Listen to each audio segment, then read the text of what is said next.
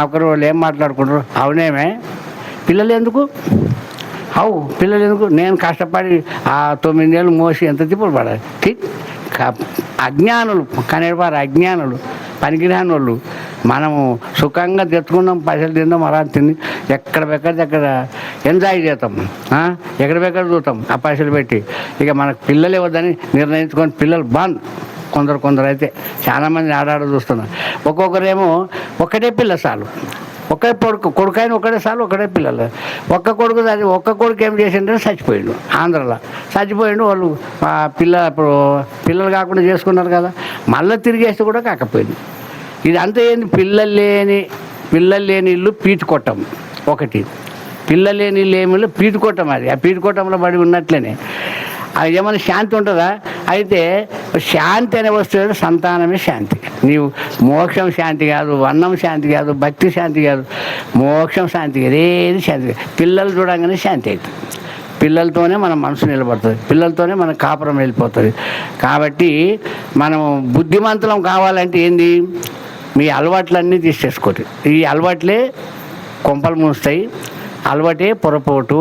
నీ అలవాటు పనికిరాని అలవాటే నిన్ను కోట్ల జన్మని పాడు చేస్తుంది, ఆస్తులు పాడు చేస్తుంది, మళ్ళీ అపకీర్తి పాలు చేస్తుంది, నిన్ను పనికి రాకుండా చేస్తుంది.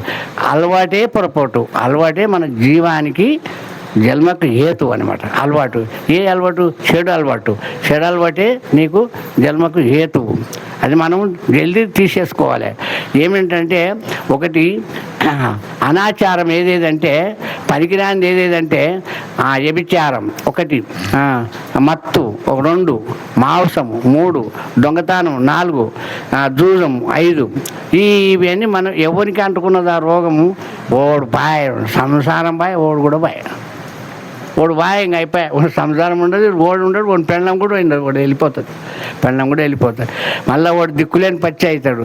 కాబట్టి వీడు ఎవరైనా కానీ వాటిని దగ్గర రానియొద్దు, వాటిని వచ్చినా మార్చేసుకోవాలి. నాకేమైందంటే పిల్లలు కలిసి మోటార్ మరాకు బీడీలు అలవాటు చేసుకున్నాం. తర్వాత ఇంకా మాకు పైసలు మస్తు, ఆ వ్యాపారం నిజామాబాద్లో ఉన్న మస్తు పైసలు వస్తున్నాయి. మా వెనక లేరు, ముందర లేరు. మా పెళ్ళ చిన్నగా ఉండి ఊరికాడు ఉంది, నా వెనక లేరు, పిల్లలు మస్తు పైసలు వస్తున్నాయి.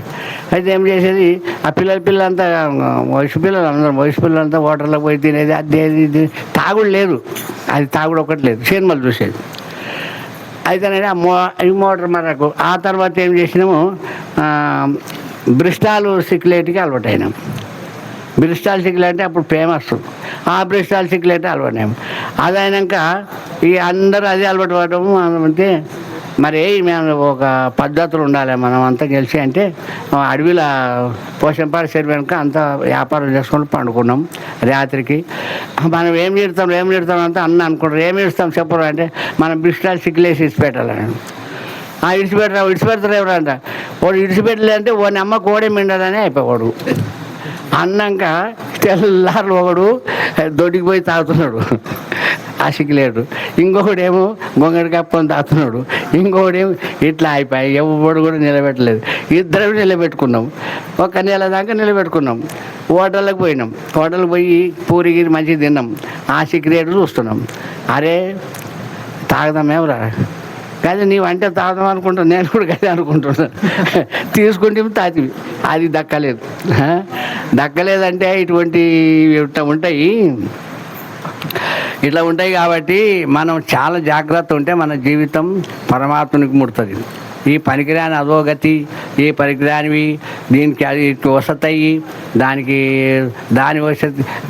వశమై, దీనికి వశమై, అది వశమై, ఇవన్నీ అలవాట్ల వశమై మనం సచ్చి బతుకుతున్నాం.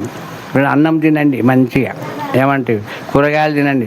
సద్గురు మహారాజ్కి ఒక పాట పాడతాం.